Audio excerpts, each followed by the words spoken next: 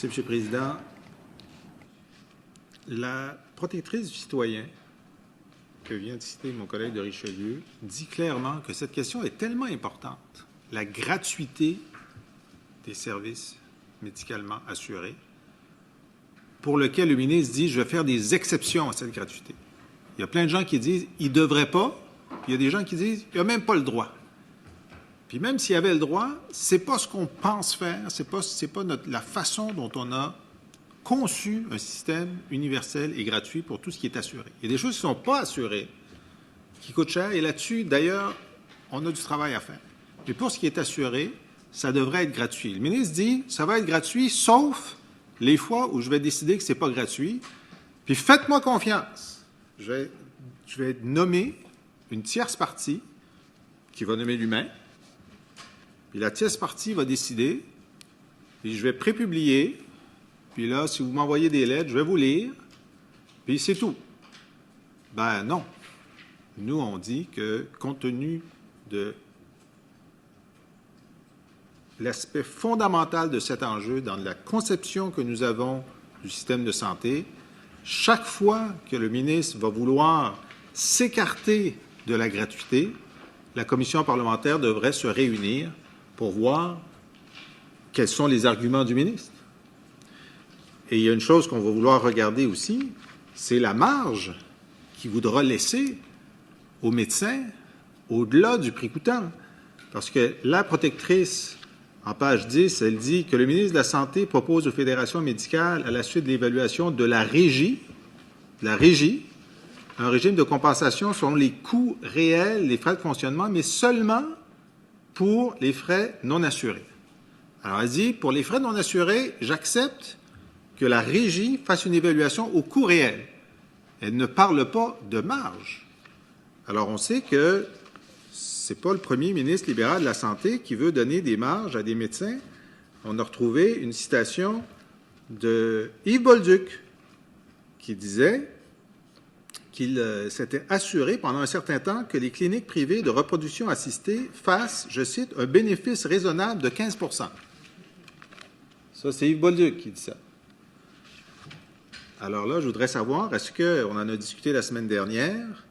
Il y a un tollé qui a été suscité sur ce sujet. D'ailleurs, un groupe de médecins qui est réuni dans le groupe Médecins québécois pour le régime public écrit « Les marges de profit potentiellement générées par les frais demandés aux patients peuvent encourager les médecins à prescrire des traitements, investigations ou bilans non pertinents pour le patient, mais payants pour la clinique. Ainsi, les bilans de santé vendus à fort prix jouent avec l'anxiété des patients en leur promettant de s'assurer qu'ils sont en bonne santé par une pléiade de tests peu pertinents, voire inutiles. Dans certains cas, des trouvailles cliniquement non significatives entraîneront des investigations supplémentaires et parfois des traitements inutiles pris en charge par le système public, alors que les tests initiaux ont été demandés dans un contexte de recherche de profit.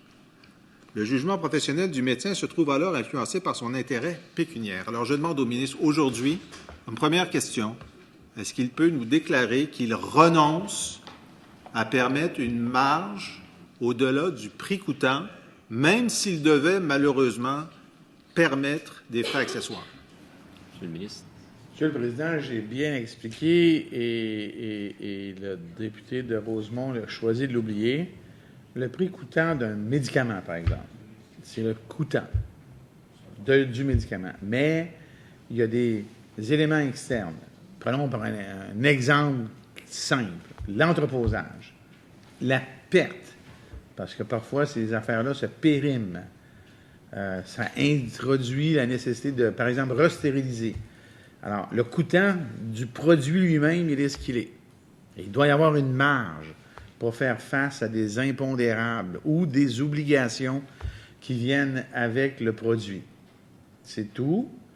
Le député de Rosemont peut continuer à insister pour dire que c'est un profit.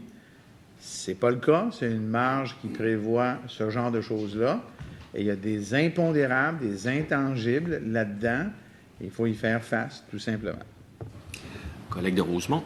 Ben, le ministre évolue parce que il y a quelques semaines, en juin, il parlait de profit, 10 ou 15 %. La semaine dernière, il parlait d'une marge pour prévoir des augmentations dans le prix coûtant, et aujourd'hui, il nous parle d'entreposage. Moi, j'applaudis l'évolution du ministre. Ça nous rend plus optimistes pour la suite. Parce que si la personne qui fait l'évaluation dit bien le prix coûtant, c'est aussi le prix normal d'entreposage et de restérilisation, bien là, on s'approche du prix coûtant. On n'est plus dans la marge de 10 à 15 % dont il parlait avant. Alors, si c'est ça, c'est toujours inacceptable de faire un frais particulier, mais en tout cas, le jour où, comme nous le voulons, ce soit calculé à l'intérieur de la rémunération des médecins, on aura un juste prix, bien, il ne faut pas qu'il y ait de marge de profit ou de marge pour impondérable. Il faut que ce soit relié à une évaluation juste du coût. Alors, je pose la question, pourquoi est-ce que le ministre tient à ce que ce soit un tiers externe qu'il désignera et pas, comme le propose la protectrice du citoyen pour les frais non assurés, que ça relève de la Régie de l'assurance maladie, qui est notre agence spécialisée dans ce genre de choses? Parce que l'assurance maladie elle-même n'a pas la compétence et elle-même ferait affaire avec une tierce partie par définition. Est-ce que dans un contexte où on se lamente constamment de la perte d'expertise au sein de l'État par rapport au privé, ce ne serait pas une bonne occasion de créer cette expertise à l'intérieur de la Régie de l'assurance maladie qui fait en sorte de calculer tout le reste de ce qu'on fait dans ce domaine? Monsieur le Président, on parle ici d'éléments ponctuels dans l'histoire du Québec et je ne suis pas surpris que le Parti québécois veuille augmenter la bureaucratie, mais nous croyons que nous devons gérer de façon efficace. Et ça inclut ponctuellement de faire affaire avec des gens qui ont une compétence, ponctuellement parlant. Donc, le ministre nous dit qu'une fois pour toutes, il va faire cette évaluation maintenant et qu'on n'aura pas besoin, dans 6 mois, dans 12 mois, dans 18 mois, dans 24 mois, compte tenu de l'évolution de la technologie médicale, des cliniques et des demandes des médecins, de faire une évaluation continue de l'évolution de ces frais-là. C'est pas ce que j'ai dit. J'ai dit que ce n'était pas nécessaire d'avoir une nouvelle bureaucratie. Je pense que le public est d'accord avec ça. Donc, ça signifie qu'on va payer, si on prenait des fonctionnaires de la Régie de l'assurance maladie qui sont formés à faire ça, on les paierait un prix X. Il n'y aurait pas besoin d'avoir 12 % de profit, qui est à peu près la marge de profit que le privé demande. Mais le ministre nous annonce qu'à partir de maintenant et pour l'éternité, on va prendre un consultant externe dont le salaire des salariés professionnels doit être beaucoup plus élevé que celui des salariés du gouvernement du Québec. On le sait, les salariés du gouvernement du Québec sont moins payés que ceux du secteur privé à qualification égale, et qu'en plus, on va donner 12 % de profit, entre 10 et 15, ça tombe bien, à des gens du privé pour l'éternité. Bon, je m'en tiens là, j'ai eu ma réponse. Je reviens à une déclaration qu'a fait le ministre au début de notre séance. Il a dit qu'il était d'accord avec l'excellent rapport de la protectrice du citoyen. Alors, je voudrais quand même le tester en particulier. Par exemple, paragraphe 65, la protectrice écrit « L'éradication des frais accessoires pour les services assurés constitue la première solution à implanter. » D'accord ou pas d'accord? Monsieur le Président, je l'ai dit, je ne suis pas ici pour débattre de la vision de Madame la protectrice du citoyen. Je prends acte de ses commentaires. Je souscris à la quasi-totalité de ses commentaires, sauf un. Alors là, je le répète, les abus seront éliminés, les frais illégaux seront éradiqués. Mais on doit quand même gérer l'État correctement. Donc, il est d'accord avec ce que dit la protectrice, sauf lorsqu'elle dit que la première solution à implanter, c'est l'éradication des frais accessoires. C'est comme de dire qu'il va interdire les frais accessoires, sauf toutes les fois où il va les permettre. Monsieur le Président, question de pertinence, on n'est pas sur le sous-amendement, là. On est sur le rapport de la protectrice du citoyen. Effectivement, j'invite les collègues à se rapporter l'objet du débat, qui est le sous-amendement du collègue de Richelieu et qui se lit comme suit. Ce règlement doit, avant son entrée en vigueur, être soumis pour étude aux membres de la Commission parlementaire de la santé et des services sociaux. Fin du sous-amendement. Alors, on peut être d'accord ou en accord. Oui, la pertinence doit être interprétée de façon large et libérale, mais la pertinence, évidemment, demeure en vertu de l'article 211, un article de notre Code. Alors, je vous invite à peut-être recentrer vos commentaires. Je vous remercie pour votre collaboration. Merci, M. le Président. La raison pour laquelle il est si important de revenir en commission parlementaire pour discuter de chaque fois que le ministre va vouloir déroger au principe fondamental de gratuité, c'est parce qu'il y a des risques majeurs. Par exemple, la protectrice du citoyen parle de ces risques majeurs à chaque fois qu'on va déroger dans un règlement, ce pourquoi nous voulons en discuter. Elle dit « Cette façon de faire risque de contribuer à l'émergence d'un système à 2 vitesses, une voie rapide en clinique pour ceux qui ont les moyens de payer et une voie lente menant à l'hôpital pour les autres. » La semaine dernière, j'ai posé cette question au ministre en demandant, selon lui, est-ce que ça va être à 2 vitesses? Il a dit non, pas nécessairement. Puis j'ai demandé, mais pas nécessairement, ça veut dire quoi? Puis à la fin, il a dit, ben non, ça ne sera pas à 2 vitesses s'il y en a qui payent le frais, puis s'il y en a qui sont renvoyés à l'hôpital. Or, j'ai trouvé une citation de lui lorsqu'il était président de la Fédération des médecins spécialistes et lorsque Régent Hébert avait proposé de réduire, sinon d'éliminer, il y a des citations où il dit éliminer, où le ministre actuel, alors président, dise « Le ministre péquiste veut fermer la porte aux actes en clinique pour les retourner à l'hôpital. Au bout du compte, c'est le patient qui est pris en otage. On lui dit « Retourne sur les listes d'attente à l'hôpital. » Alors, ces règlements qu'il va nous proposer, dont on pense qu'ils vont créer un régime de santé à 2 vitesses, est-ce qu'il avait raison lorsqu'il disait que c'est ce que ça allait créer, c'est-à-dire on prend le patient en otage, on lui dit retourne sur une liste d'attente à l'hôpital, donc c'est une santé plus lente. Monsieur le Président, ce n'est pas du tout l'objet de l'amendement qu'on a déposé. C'est la raison, Monsieur le Président, pour laquelle on veut discuter de ces règlements-là à cause de l'effet qu'ils vont avoir sur la réalité du patient. C'est pourquoi, lui, il ne veut pas qu'on discute du règlement. Je lui explique le genre de débat qu'on va avoir lorsqu'on aura cette discussion sur les règlements. Bon, par exemple, je vais lui demander, poser des questions sur la nature des règlements qu'il envisage, pour qu'on puisse savoir si ça vaut la peine d'en discuter ici, Monsieur le Président. Bon, par exemple, on se rend compte que la protectrice nous dit qu'il faut encadrer strictement les frais de fonctionnement des cabinets et des cliniques médicales, les frais non assurés et les frais désassurés. Parce que là, on est encore dans le Far West. Est-ce qu'il entend, dans les règlements qu'il veut nous déposer, réglementer au prix coûtant les frais désassurés et les frais non assurés? L'amendement est très clair sur la portée de ce que nous voulons faire dans cet amendement-là. Donc, la réponse est non. La réponse est non. Il n'a pas l'intention d'agir fermement pour encadrer correctement, pour le bien des patients, les frais générés pour les services non assurés et désassurés? Monsieur le Président, on est sur un amendement et l'amendement est très clair. Alors ici, on déborde. Je ne déborderai pas à la demande du député de Rosemont. Bien, écoutez, c'est parce qu'on veut savoir de quel type de règlement on va débattre lorsqu'on aura une commission parlementaire là-dessus, ce qui est hautement souhaitable. Et il ne veut même pas nous dire si certains de ces règlements vont porter sur d'autres aspects qui découlent de l'excellent rapport, selon lui, de la protectrice du citoyen. Je vais lui poser une autre question. J'essaie de savoir des choses pour les patients parce qu'en ce moment, il y a énormément de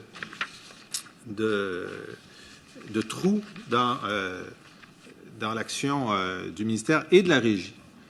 Alors, comme vous le savez, la Régie doit rembourser les assurés qui ont été facturés indûment, ce qui n'est fait que sur demande de l'assuré, qui a jusqu'à 1 an pour demander, dans ces cas, le remboursement pour des frais facturés illégalement par un médecin. La RAMQ examine alors les demandes et rembourse les sommes qu'elle estime avoir été injustement facturées. Elle réclame ensuite la somme au médecin ou à la clinique. Cependant, la RAMQ peut agir de manière plus incisive. Elle peut porter plainte devant un conseil d'arbitrage, recouvrer les sommes injustement facturées par un médecin pendant les 36 derniers mois, mener des enquêtes de son propre chef et faire porter des plaintes pénales contre les professionnels de la santé qui ont facturé le patient pour des services assurés. Ça ne se passe jamais. Est-ce que le ministre a l'intention dans ses règlements ou autrement, de faire en sorte que la RAMQ utilise ses pouvoirs de manière plus systématique, ou est-ce qu'il entend renforcer ses pouvoirs? Monsieur le ministre. Le Président, il est clairement écrit, et c'est évident que le but de notre amendement est de faire ça. Le but de votre amendement est de faire ça. Donc, dans les règlements que vous allez déposer, vous allez Non. décliner la façon dont ça va se faire? Non. Il est clair, Monsieur le Président, que le but de l'amendement est de faire en sorte que la RAMQ puisse exercer ses pouvoirs correctement, parce que j'ai déjà dit dans le passé que la protectrice l'a dit dans son rapport, c'est très clair, la situation actuelle découle d'un flou dans les interprétations historiques de la loi. Il n'y aura plus de flou, là. Collègue de Rosemont. On constate que l'unité d'inspection de la RAMQ a fait un échantillonnage d'inspection non contraignante et a constaté que 80% des cliniques ne respectent pas les exigences de la loi en ce qui a trait à l'affichage des tarifs et à la forme des reçus ou des factures. Pourtant, aucune clinique ni aucun médecin ne s'est vu imposer de sanctions pour facturation illégale aux patients. Est-ce que le ministre entend corriger cette situation? Monsieur le Président, j'ai répondu à la question. L'amendement a une fonction de clarification nette. Donc, la RAMQ pourra agir correctement et rapidement. Est-ce que le ministre considère que la RAMQ a, à l'heure actuelle, les pouvoirs nécessaires pour agir correctement ou veut-il élargir ses pouvoirs? La RAMQ a les pouvoirs, mais on va dire...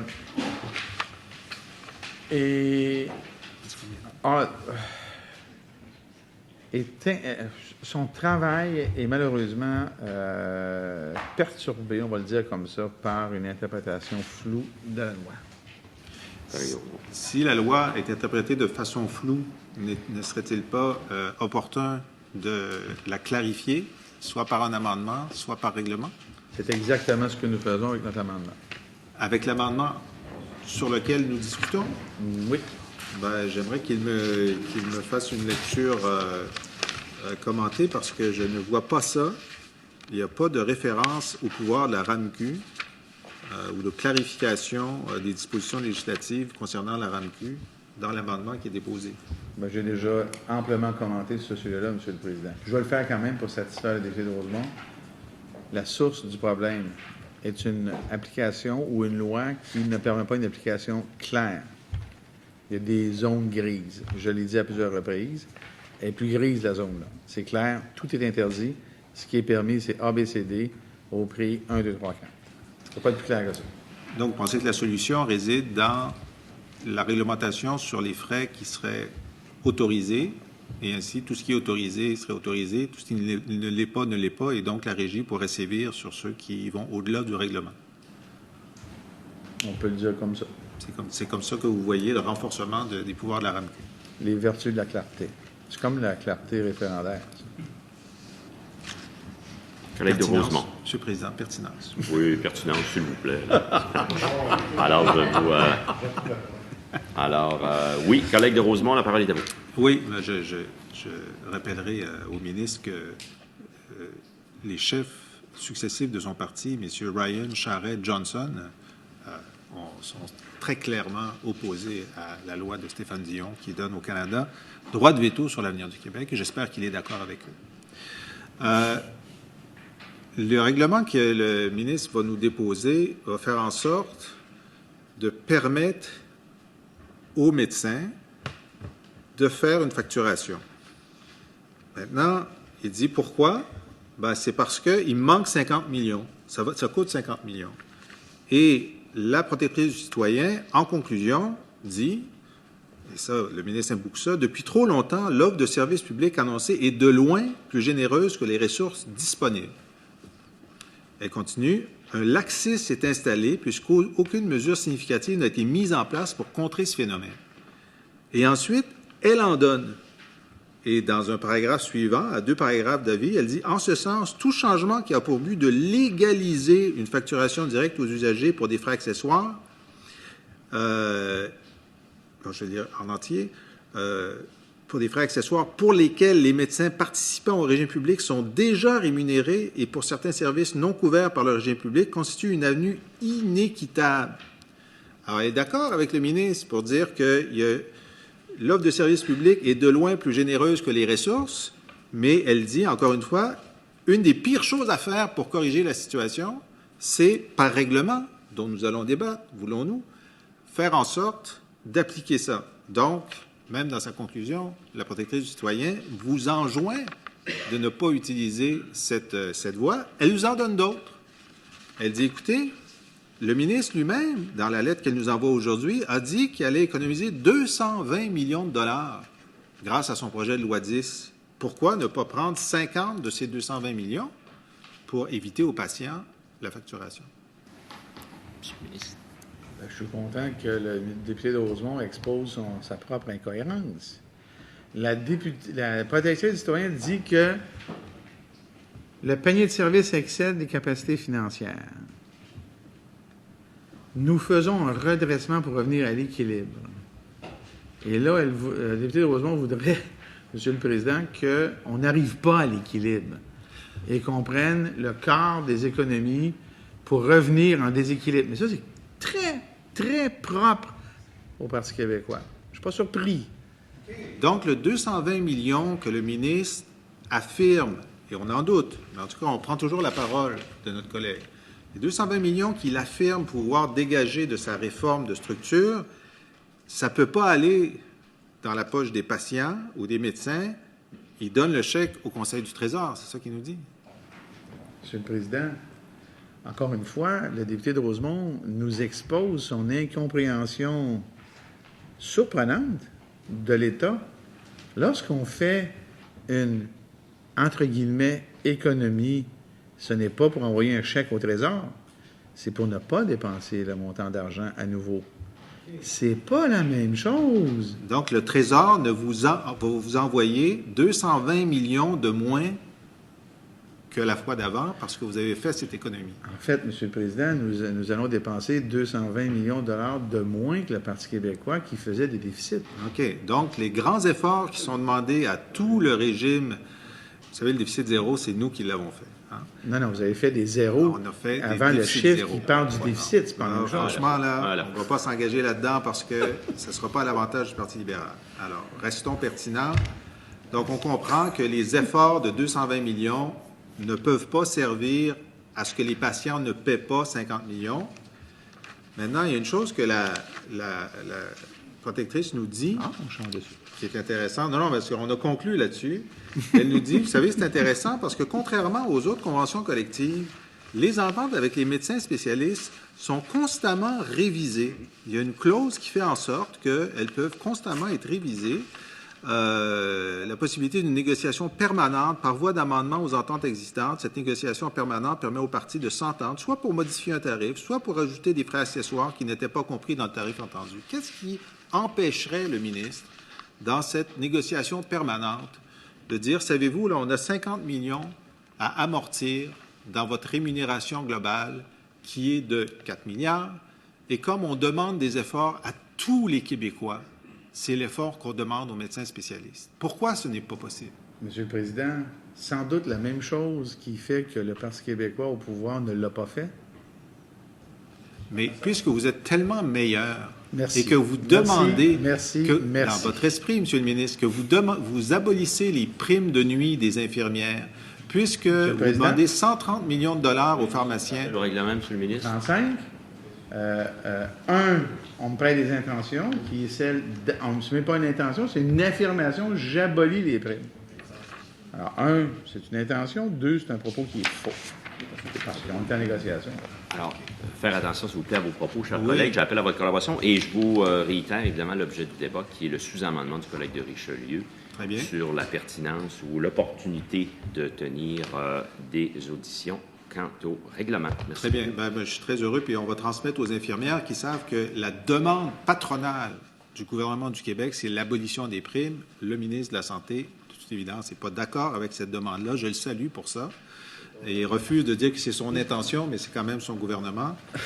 Mais je lui demande, en juin 2013, il n'était pas présent, mais il y a une résolution qui a été votée par tous les membres de l'Assemblée nationale, y compris certains collègues qui sont ici, donc tous les membres du Parti libéral présents, et qui disait que l'Assemblée nationale presse le ministre de la Santé et des Services sociaux de mettre fin à la pratique des frais accessoires. Et nous, on l'a voté, puis on s'apprêtait à le faire. On était défaits, et nous, on continue à être cohérents avec ce qu'on a dit. Alors, pourquoi est-ce que le ministre se met en porte-à-faux avec une résolution de l'Assemblée nationale qui a été votée par tous ses collègues libéraux? Ainsi, sans aucun doute, pour la même raison que le Parti québécois, M. le Président, qui est la formation que représente le député de Rosemont, a mis dans son programme électoral non pas l'abolition des frais accessoires, mais bien son encadrement. Alors, le député de Rosemont mais suggère que je serais incohérent. Mais il me semble que je suis dans le même club que le député de Rosemont sur ce point-là. Eh bien, non, justement, parce que s'il est vrai que le programme n'était pas aussi ambitieux que ce que nous sommes maintenant, nous sommes cohérents avec cette décision de l'Assemblée nationale. Alors, pourquoi est-ce que lui ne se rend pas à la position de la CAQ, que je salue pour sa position d'aujourd'hui, à la position du Parti québécois et à la position de ses propres collègues libéraux qui ont voté en juin 2013 cette résolution? Monsieur le Président, les collègues du député de Rosemont ont voté unanimement, semble-t-il, pour une résolution qu'ils ont eux-mêmes, en mars 2014, renversée. Et là, ils voudraient nous faire la leçon sur la cohérence. Bien, demain matin, quand il va se raser, je l'invite à avoir une discussion avec lui-même dans le miroir pour s'auto-expliquer comment on peut passer d'une position à son contraire et là, subitement, là, à une autre position. Non, mais ça, c'est très intéressant quand même. Mais le ministre ne répond pas à ma question. Alors, il peut Ben, bien dénoncer l'incohérence chez les autres, mais je lui demande à lui, là, qui est ministre de la Santé, son parti a voté cette résolution en juin 2013. Pourquoi, aujourd'hui, dit-il que tous ses collègues avaient tort? Monsieur le Président, je suis en synchronisme total avec le Parti québécois de 2014. Le ministre de la Santé n'est pas invité à être membre du Parti québécois, mais il est membre du Parti libéral. Bon, il a été membre de la CAQ aussi, mais ça suffit, là. Il peut toujours aller à QS s'il le désire. Les libéraux provinciaux, y compris le ministre de la Santé, l'ancien ministre de la Santé, Yves Bolduc, qui était là, ont voté pour l'abolition des frais accessoires en juin 2013. Pourquoi avait-il tort? Pour amuser la galerie ainsi que le député de Rosemont, je lui rappellerai que la leader adjointe d'aujourd'hui, le leader d'aujourd'hui et l'ex-chef du Parti québécois m'ont invité à faire partie du Parti québécois formellement et j'ai dit non.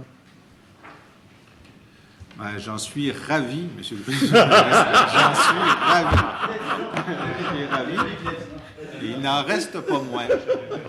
Il n'en reste pas moins que les membres du Parti libéral ont voté pour l'abolition des frais accessoires, que le ministre en porte-à-faux avec son propre parti, et que, comme je l'ai dit la semaine dernière, j'ai espoir que les membres du caucus et du Conseil des ministres du Parti libéral vont faire comprendre au ministre qu'il est politiquement non seulement inopportun et probablement illégal, mais en plus suicidaire de proposer de donner 50 millions aux médecins spécialistes au moment où le gouvernement mène une politique d'austérité condamnable et au moment où le ministre de l'Éducation dit qu'il serait maladroit, c'est son terme, de réinvestir en éducation alors qu'il y a une centaine d'enfants autistes qui ont été expulsés depuis que le Parti libéral est là.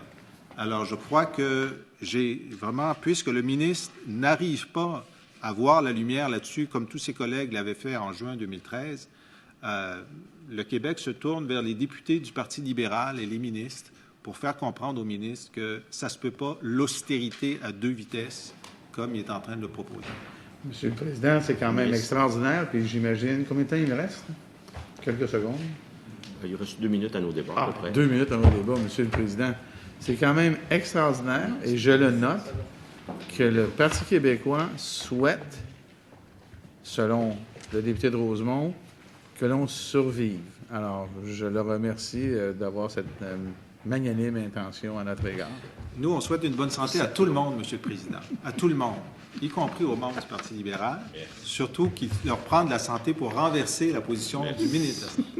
Merci beaucoup.